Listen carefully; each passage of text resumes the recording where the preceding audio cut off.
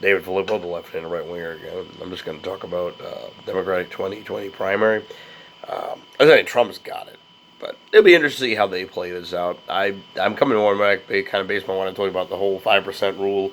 You know, if you have 5% at the time of the first debate, you're less than 5% of the debate, you're not going to win. You have no chance. You're not going to really go anywhere.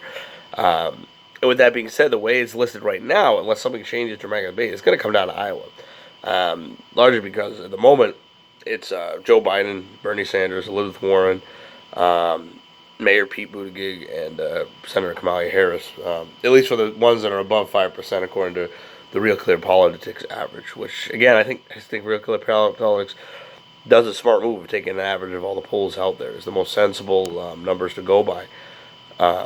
So, with that being said, Beto O'Rourke, Cory Booker, Klobuchar, Yang, Gillibrand, Castro, Ryan, Gabbard, Delaney, all those guys, no chance. They're all well below 5%. They're not going to do very well.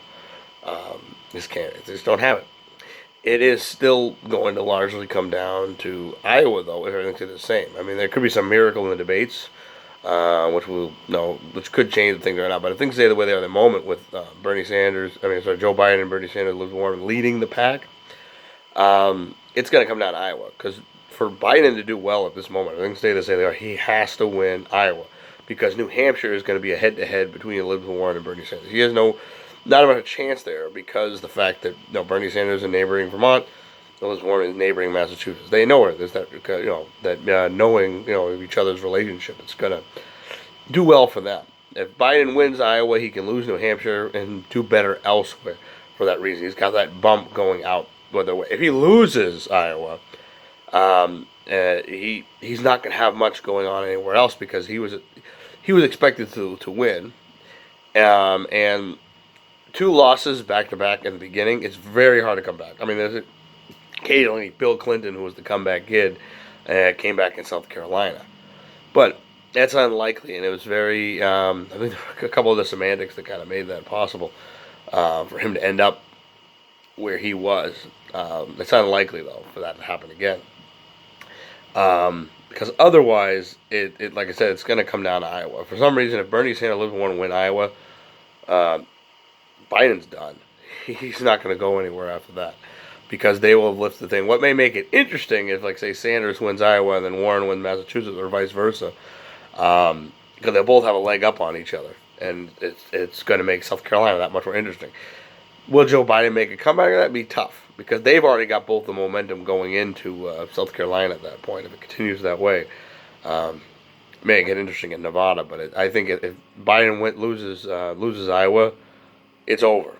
It's over for him. He's not going to go anywhere if he can't win in Iowa. It's going to make things interesting if they win one of each. But it's their opportunity to win. Bernie Sanders want to win in Iowa to keep Biden out. I mean, they shouldn't spend as much attention. Not to say they should. They should try to spend a lot of time in Iowa. I think Iowa's going to be a very, very critical state for them in the primary process, because it's going to impede on Joe Biden's success down the line. It's going to weigh in a way more crucial for them than New Hampshire, although they're going to be on deck, because it's going to be a good head-to-head for the both of them in New Hampshire. But in some ways, Iowa's that much more important for them. It's all about that boost from the momentum. But then again, like I said, this debate could change. That Kamala Harris, Mayor Pete, they're both polling low, 7.8% on average for Buttigieg, and 7.3% for Harris. If things are the same, they're not going to go anywhere. They're not going to do it unless they do some dramatic showing, and they can bump Warren or Sanders, or hell, even Biden down a notch. That's their chance for to come up in later debates and change the thing around. I'm not so sure how either would perform in Iowa. If for some reason they got into a top three spot, if Buttigieg replaced Warren or Sanders. The only thing, Buttigieg has a little edge because he's in the neighbor, not too far away, he's from Indiana and Iowa, kind of close. So he got some of that geography. Kamala Harris may fare better up in New Hampshire if she bumps up better. But again, it comes down to all this name recognition. So unless they can really do something impressive, it's going to stay Biden versus Sanders versus Warren. They really have to sell themselves, or they're not going to do well. they're not going to do well. It's their debate to lose. Now they may have already lost it too because of how low they are. They have to really have a show and really have something to get people excited for them at these debates. It's going to come down to how they do at the debates. And I'm telling you, and I said this again, I'm going to watch this. Any of these people are polling below 10%. Or even I'll be fair like I was with Beto before. If they're not doing 9.5%, 9.50% by the time of the Iowa caucuses, it's done. Whoever's at that mark lower, it's not going to go on. It's just not going to happen. It could change heck because I'm willing to concede though if like Warren is at 9% and Biden is at 10%, or rather Sanders is at 10%, and the difference is Joe Biden. It could make a difference there. It could make a difference with them being so close.